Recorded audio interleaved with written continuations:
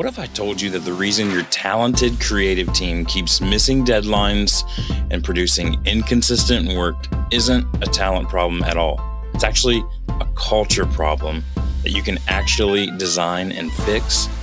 Today, culture expert Blake Behr and I are going to break down how to build a culture that becomes your creative team's operating system, turning chaos into clarity and supporting your best work.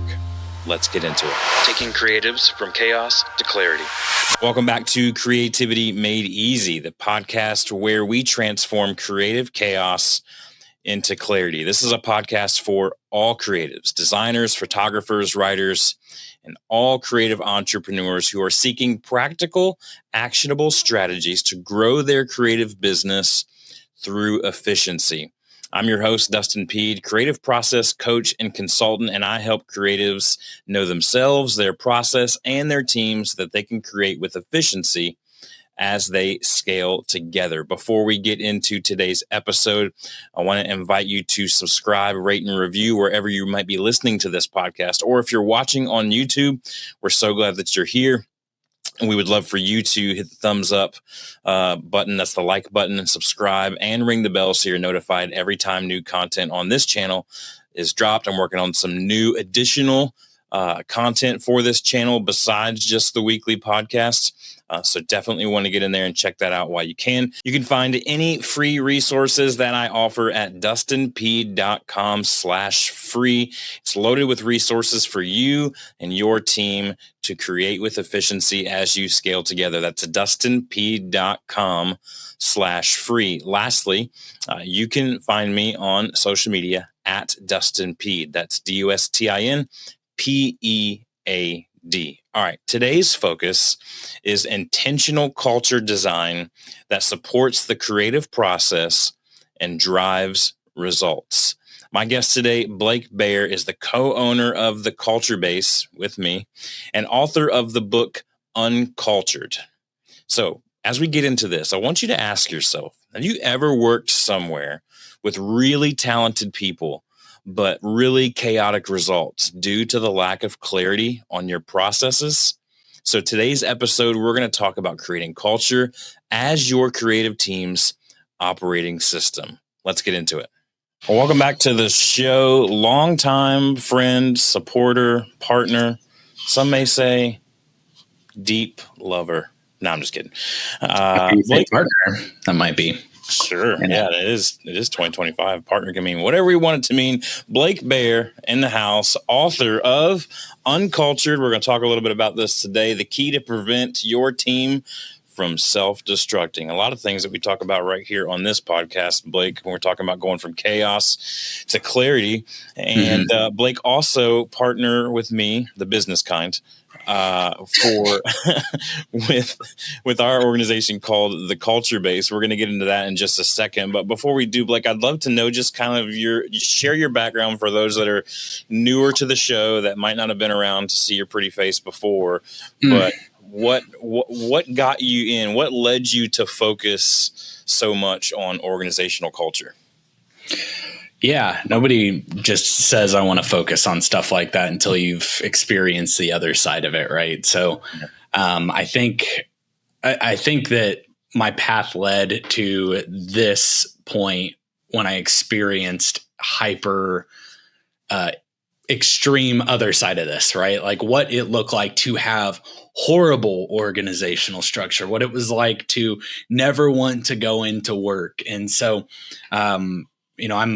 I've been a lot of things in life. My path is not a linear path. It is very back and forth. Like, hey, I'm going to be a pastor. And then you met me for more than 2 minutes. That was a good choice that didn't happen. And then I went into roofing, and then it was just like, hey, all my friends are on meth, so I should probably go do something else. And then it was like, oh, I actually got a pastor gig, and maybe I should have a trade as well, and went into electrical. And then went to go for business finance, decided I didn't want to do any of that kind of stuff.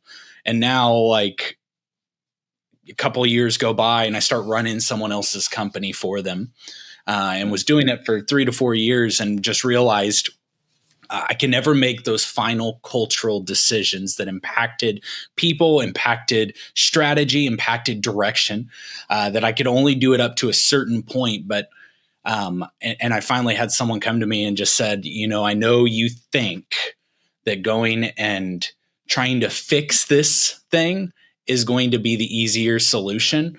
However, I'm telling you, just going and starting your own business doing this and building it how you want to will be infinitely easier. Which it was easier than trying to fix something. It wasn't easy. I don't want to make it sound like that. But so we basically said, hey, let's start this business that focuses on the three areas that why people leave business and why people leave a company. And those three areas are appreciation, the ability to grow or perceived ability to grow, and then culture and communication. So we focused only on those areas. In an industry where there's 70% turnover a year, we're 4%. In an industry where the average age is 48 to 52, ours is 26. And I'm not trying to flex those things outside of saying culture has been the whole focus. We're in construction. We don't have the ping pong table or dartboard or Margarita Fridays. We don't have that. We have to build our culture in such a way that we find the right people and we develop the right people and the right people stay.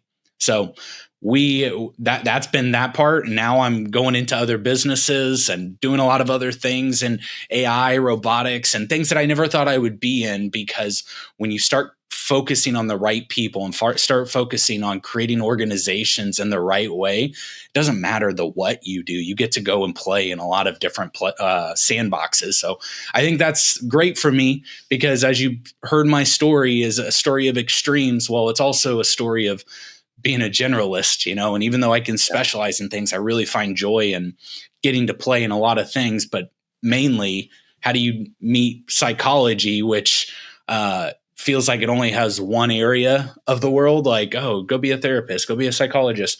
But it's not true. Like, how do you take theoretical psychology and understanding and people and all these other very extreme variables and put them into business, the place that we spend a third, if not more, of our life? So, yeah, man, you said a couple of things in there that I want to hit on. One, since we're talking to creative professionals on this podcast, you talk about the ability to innovate, and it kind of opens up when you set the foundation of that good culture. It opens up the door for us to be able to do so many more things that we didn't think were possible, which we could spend a whole episode on limiting beliefs. And maybe I'd love to have you back to talk about that. But speaking specifically about with the culture base, what we basically do is we come in and we set up culture as your operating system, right? Like it's, hey, at the end of the day, you don't function without good culture and good communication and what that clarity brings. And that's clarity in processes. It's clarity in vision. It's clarity in how you hire and fire. It's all across the board. It's not just ping pong tables. And you talked about that as well. So talk to me, Blake, for a little bit about the difference of culture as an operating system versus just ping pong tables, and how can that affect the creative professionals that are watching and listening? Yeah. So culture as an operating system, I think it is. So first, before we move on, culture needs to be defined. We need to be using the same words. If I say the word God, everyone has a different perspective. If I say the word family, everyone has a different perspective. There are definable aspects of culture. And if I gave a one word definer of culture, it's environment. That's all it is. If I had to simplify all culture into one thing, it's environment. I in my book take it to a different point to say that it's the environment for growth, for development, and for connection, right? Like those are the things we're looking for. Growth of the person, the individual, the ability to have a vision and connect to that vision and do it meaningfully with the people you want to be doing it with. Those types of things are what a lot of our culture is like, setting the table for whatever it is that we do that brings brilliance to the world. So culture as an operating system is foundational, right? It is setting the table for everything else. It is making sure if you heard me talk about culture before, I can't not talk about the idea that culture is like a garden. It's the ability to go in and set the variables for growth. Like that's what it is. It is going in, making sure the soil's clear and clean, making sure there's not a ton of rocks, making sure it's locationally and geographically in a place that's going to get some sun. Where's your water source? Where are all these other aspects that have to be there for your business, your garden to work? And so, or your creativity, because 100% for the creative professional, your creativity has to be turned on and off in certain aspects. And so variables need to be set up for stuff like that. And that's not easy. Like there's this idea that this kind of structure, that this kind of culture setting, it isn't real unless it's novel or new, or like you're going to lose the creative aspect of it all. And Dustin, you and I have talked about this before, that structure versus creativity mentality. Yeah, like that's where I was going to go next. Is it? Okay, cool. So like, how do you bring in structure and creativity at such a level, and we make them opponents, but they're not, like they're two sides to the same coin. And so like structure doesn't kill creativity, it amplifies it by creating consistent conditions for this excellence, right? And so one more time for the kids in the back. Say that again. Structure doesn't kill creativity, it amplifies it by creating consistent conditions for excellence. And so when you have this, and this is like, think about this too. If you do nothing, if you want the organic creativity to just flow in, like what organic, like if you did nothing to a garden, is anything produced? Yes. Weeds are produced. I don't know why we think that, that the things that are beautiful in life just naturally will happen with no tension or any structure having to be had. That's not true. Like think about, I don't just wake up and get a good body. You know what I mean? Like my body doesn't naturally just all of a sudden get fit. Oh, but creativity is that. And well, no, that's not true. You have to put in effort. My brain doesn't naturally just get smart. I have to put into it. Like the weeds naturally come. The fat naturally comes. Like it takes me putting shit into my body, but like at the same time, organic creativity actually, if you want to get really good organic, like I'm going to stay in this food concept. Sure. Is organic food more or less expensive? More expensive. Way more expensive. Why? Because a lot more intentionality and effort has to go into having creative or having organic food. That's it. You want the shortcut? Get pesticides. I think a lot of times we want a pesticide lifestyle that turns into organic creativity, and that's just not real or true. What you're going to get is you're going to get shit food. You want organic food. You want organic creativity. You have to set the environment to do so, which requires a lot of consistency and requires a lot of work, effort, but it's worth it when you get the good stuff. Yeah. So let's talk about that work. Let's talk about that effort next. What are some practical rituals or rhythms or tactics from Uncultured and the Culture Base that creative teams can start implementing immediately to set this fertile soil? Yeah. I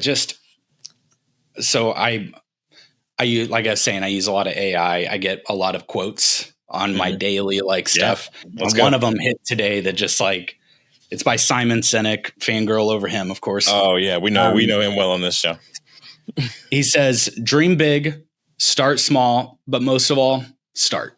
And I think that there is an aspect that any of your rituals, if they don't happen with just starting something, just beginning, and in Dustin, you and I have talked a ton about this on air, off air period, just about like so much creativity is tripwire. Right? Like it isn't something that you just produce out of the front cortex of your brain. A lot of it's out of the back part of your brain and the subconscious that we have. And a lot of it is tripwire from other things, right? And so creativity and innovation, a lot of times it just needs, first off, consistency. It needs creating really shitty stuff. When I wrote my book, my one rule was write 500 words, and I don't care if 499 of them are the word poop. And like, I just type that the same over, just getting things moving. And then all of a sudden it happens, right? but it requires that starting. Like the pain of regret way outweighs the pain of discipline. And when you can just get into that process and start doing these things, you're going to start creating really good stuff that took a discipline to get there.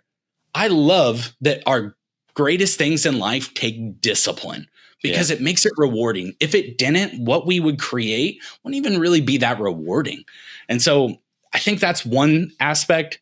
The other that we've talked about quite a bit is like, I love innovation, but it's really easy to turn innovation into invention in our minds. And so innovation can be about your processes. It can be about your rituals. Right. It can be about the way you create things. It can be whatever, but I've had to really force myself to follow that 70-20-10 rule when it comes to innovation, which is 70% of your innovation really needs to be on thesis for what you do in your common work, right? Like, we can benefit what we're already doing if you focus those areas in your creativity on 70% of what you're already doing. Make it better. Make it better. Exactly. How do you adapt? How do you adjust? And we don't always love that because it looks like process and looks like it's wearing overalls, right? And so it's a little challenging. Yeah, I love it. That's why I do what I do. Exactly. So the next part is 20% that's adjacent to that. Something similar, it's in line, but it could help you lead to a new idea, a new breakthrough in what you're already doing. Okay. So this is like adjacent thesis. And then 10% of it, invention, right? Like, this is what do I want to create that is outside of my realm, that I promise that 10% that you spend your time on actually will help the 70 and the 20. Like, it's weird how it happens, but that kind of like time where you're focusing energy, effort, that 70-20-10 rule and just beginning is more powerful than just waiting for inspiration. Like, just way more powerful. Yeah, and I think what we're saying here too, we're taking this a practical step towards building the right culture for your creative team, for the team that surrounds you, focused on innovation, is like what gets reinforced gets repeated, right? So you're talking about taking that 70% of your innovation and reinforcing back into what you're already doing. And so I think it's important for us to understand the difference between just innovating or just creating for creative sake. Like, there's space for that, right? Like, that's your 20 and your 10 really, but to really get down to it and put in the work for the processes and systems that support the creativity that you want to do. You can't go do the 20% and the 10% without the foundation of that 70% in your innovation, right? Let's switch gears a little bit as we're talking about culture and creative teams. A lot of the creative professionals that I talk to, that they don't know when to hire or who to hire or how to hire.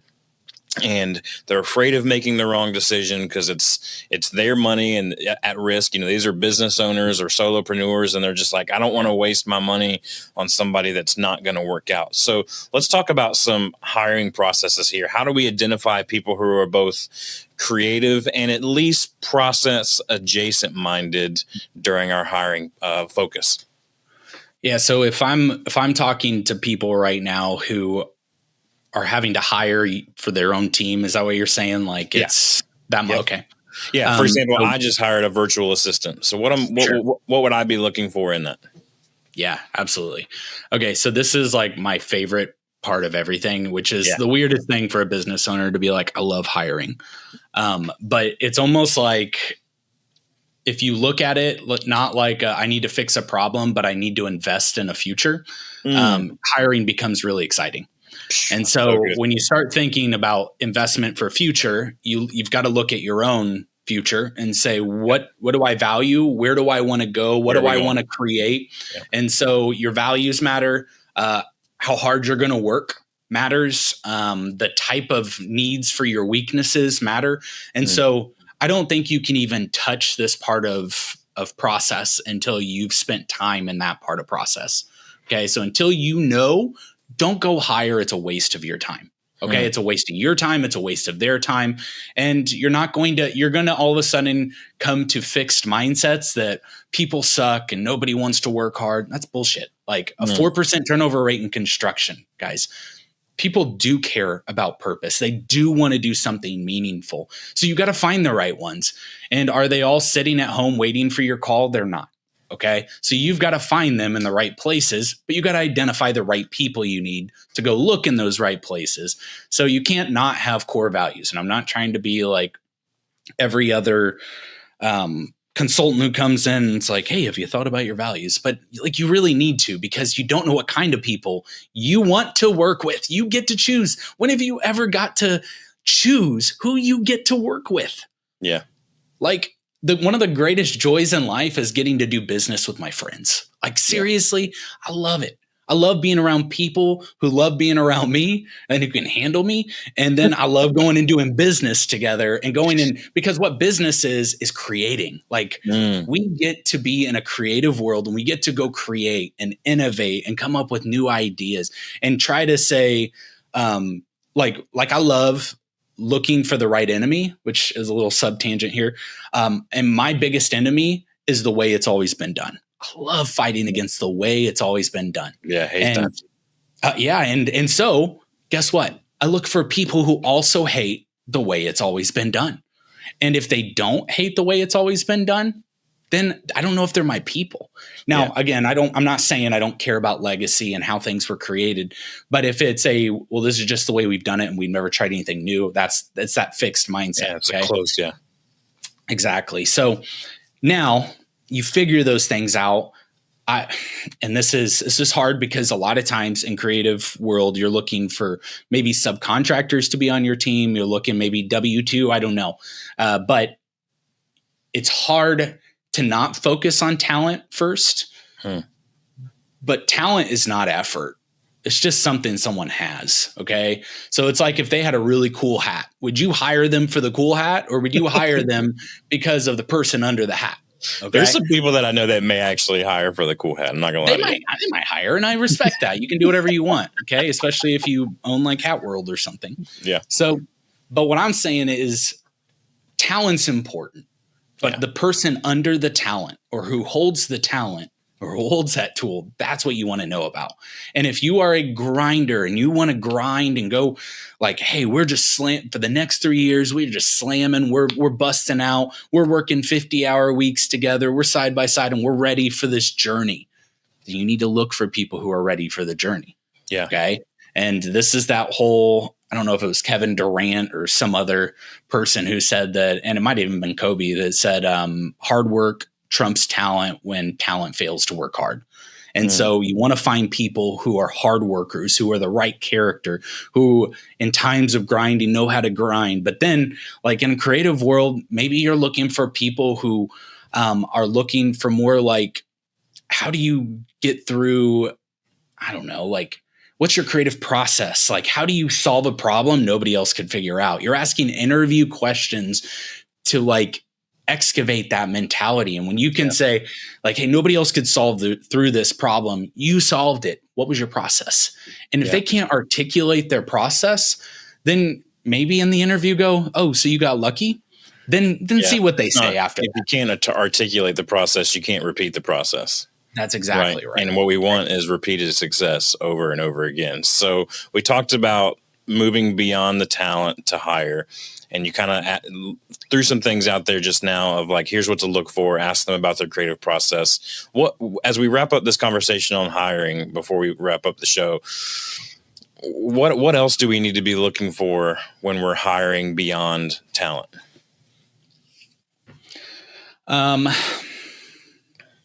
So definitely core values. If you're looking beyond talent, so real heavy process oriented people.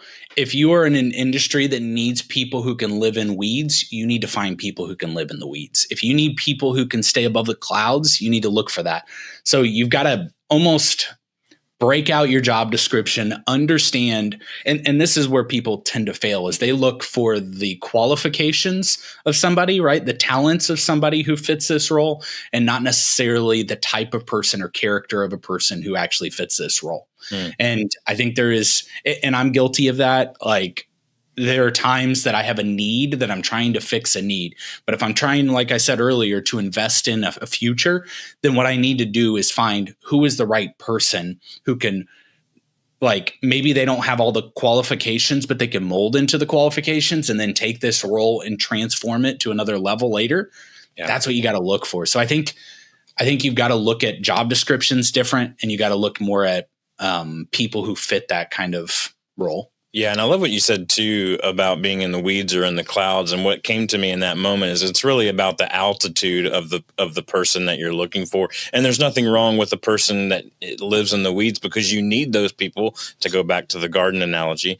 You need those people to cultivate that soil at the ground level. But then you also need the people in the clouds, right, at that altitude, to provide the rain, to kind of go, hey, here's some fresh ideas. Here's some fresh wind, right, coming from the clouds. And so I don't think there's anything wrong. I think people think that there's somehow less important if they're a weeds altitude versus a clouds altitude. And we need the balance of both. But I think what you said is so important is, what do you need the most in that season? Do you need a cloud altitude, or do you need the ground level altitude? And go find that type of person, not the type of talent necessarily, type of person and ingrained in who they are as a person, because that's what you'll be able to grow and develop and cultivate, right?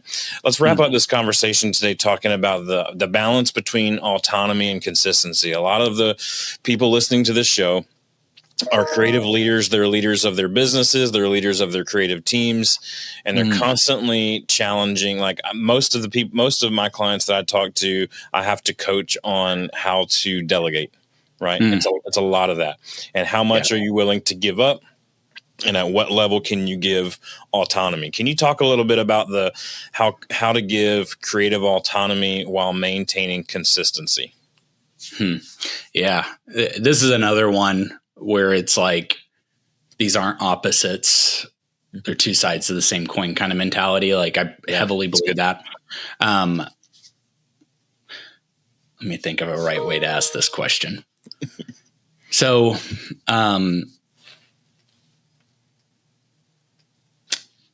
do you want to trust the people who work for you? Yeah, for sure. Do you think anybody doesn't want to trust the people that work for them? I don't. No. I don't think so. When we over standardize every aspect and over process every aspect of everything we do, there's an aspect of that says, I don't trust. There is an aspect that says, I want to make sure we standardize certain things. But when you standardize when bathroom breaks happen, we're starting to not trust. Okay. Yeah. And so, and the further someone grows in your organization and on your team, the more autonomy you should be able to give them. And the less clear you should have to be. And I know that's going to sound so contrary to everything else, but I do believe part of the brilliance that they're bringing to the team is what they can create in the autonomy.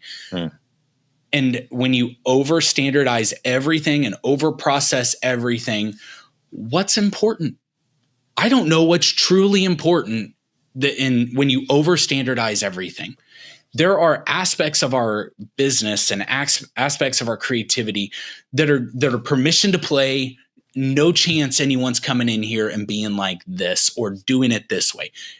But if you don't, and if that you hold to that, but you hold to that on everything, nobody's going to know what's actually true. Okay. So there is a lack of trust that happens. And when you have a lack of trust, you will have a lack of innovation. You will not get innovation without trust, because people will protect what they value at that point because they don't feel trusted to bring. It's like show and tell, but the teacher's like only showing what they have and not letting the kids participate and basically making fun of everyone else's stuff that they have. Who wants to show and tell at that point? Yeah. Okay, you've lost that. You've lost that when the teacher said, this is the only thing you can bring to show and tell. Okay, you've lost creativity. So there is guardrail mentality versus straitjacket mentality. And I think that you've got to find that balance. Yeah. Autonomy. There's still autonomy between the guardrails. Yes. There's no autonomy in a straitjacket. That's exactly right. And autonomy is saying also, I care about personality. I care about the personality you bring to this. Here is how we're getting there, or here is the direction, the vision. Here are the things you can't, I'm going to say you can't do, because there are can'ts. Yeah. And it's important to clearly identify those. But then you say, now go create. And you're like, here's point A, here's point B. How you going to do it? And create the best vehicle to do it. And everyone's creating these cars. And then some dude creates a plane that gets there. And you're like, I didn't even think about that. That's fantastic. Okay, that's personality and innovation you wouldn't have received because you had one vision of what it was. And now you got 20 visions. Right. Which goes back to the hiring conversation that we were just having. We hired for your weakness, right? We hired for what your greatest need is. You have the one part covered. So why would you stifle what you just brought in because you needed them to think differently and act differently and perform differently than you in that matter? Man, so good. So good. Let's wrap up today by just if there's one thing that you want creative business owners to remember from our conversation today, what would that be? Innovative teams take effort. I think that would be it. You can't happen and accidentally upon greatness, that it takes a lot of effort, and that effort requires consistency. I love it. That's what it's all about. Real quick before we go, can you tell us about the book again one more time for those who are watching? Here it is right here. The book is Uncultured. Put it on screen there for you. Uncultured, Blake Behr's book, The Key to Prevent Your Team from Self-Destructing. It is available on Amazon. Tell us about that book and the main premise and the target audience. Yeah. So the target audience is anybody who has a team, and more specifically in businesses, but it dives into like why businesses fall apart that seemingly seemed like they had all the successful pieces, but then kind of fall apart because of a lack of understanding on culture and what actually gets greatness out of people. And so teaches you how to create, fix, build, and maintain a thriving culture in your business, and to do it scalably, right? Like you can't just be like, I go from zero to the perfect culture, and you got to give yourself some forgiveness and some growing pains. And again, it's heavy in consistency, heavy in mindset, and heavy in just doing the thing over and over so that you build something great. So yeah, and the book is really kind of the genesis of our business, the culture base, right? And it's kind of born out of our working relationship in the years past, and what we do at the culture base is, like I said, kind of born out of this book. And everything that we've been talking about on this podcast today is what we do at the culture base. So if you're in need of help in any of these categories, reach out to us at the Culture Base. That's BASE, theculturebase.com. We also, Blake and I, co-host a podcast over there as well. It comes out a couple times a month called, get ready for this, the Culture Base Podcast. I know it's the most creative. It's the most creative title ever. We just took our business name and added podcast to the end of it. No one's ever done that before. We're turning down interviews all the time about how we named it. No, I'm just kidding. Go check that out. It's everywhere where you can listen. It's on YouTube. You can search on YouTube for the Culture Base or the Culture Base podcast, and you'll find it. Blake, I'm so glad that you're with me today, man. I really appreciate your time, and I look forward to having you back. We definitely need to talk about that limiting belief. We'll make that happen soon, too. Cool. Thanks for having me, man. You bet. Well, what an incredible episode we had for you today. Like I said in the interview, you can find out more about us at theculturebase.com. If you're interested in any part of the conversation that we had today, you can also subscribe and listen to that podcast, the Culture Base podcast. You can Google us on or find us on YouTube and anywhere where audio podcasts are available. I want to remind you that you can pick up Blake's book, Uncultured, on Amazon. Definite must read for any of you that are watching or listening to this podcast on a regular basis. Next week, we're going to talk about the power of templates. And I know that sounds super boring, but listen, we're going to be able to create some reusable assets without losing originality and creativity. So I want to remind you that creativity thrives with the right structure support. And if you need help with that, I would love to come in and help you with that, whether it's as simple as one-on-one coaching or it's more complex into consulting with us at Chief Creative Consultants. I would love to talk with you about that. Go to dustinpeed.com, that's P-E-A-D, and click on the Let's Chat button. So keep thriving, keep doing what you're doing. Don't quit. The world needs you and your creativity. I cannot wait to talk with you next week on Creativity Made Easy podcast.